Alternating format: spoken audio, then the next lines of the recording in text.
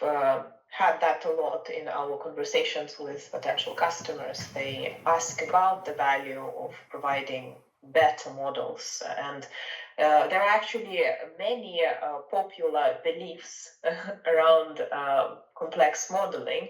Another one that we're going to talk about today is the one relating to slowing down customer journeys, like whether more complex modeling slows down the customer journeys. What do you think? Do more sophisticated models impact the speed of the journeys negatively? And if they do, how do you combat that at Kidbrooke?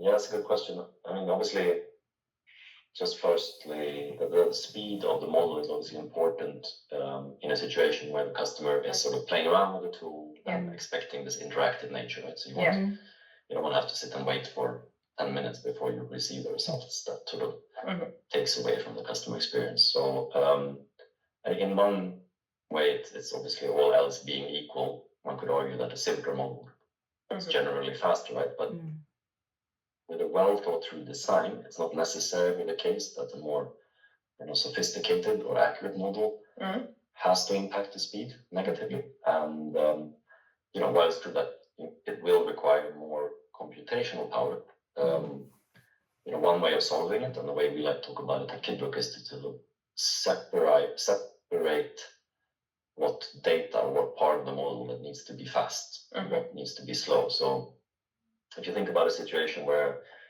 a web page has hundreds or thousands of users all interacting and playing around and asking for advice, each of these users have unique data describing themselves in terms of financial goals and savings, etc. And that type of data obviously needs to be processed and responded to quickly to maintain the interactive nature of the customer interaction. But then there's this other part that we spoke about, the statistical model, right? That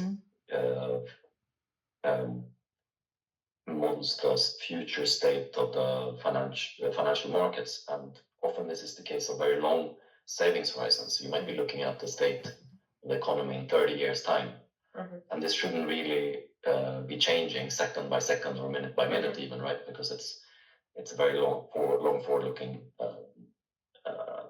thing. So that's by separating out these two, I think you can have an accurate model without sacrificing this speed or interactive nature of the customer journey.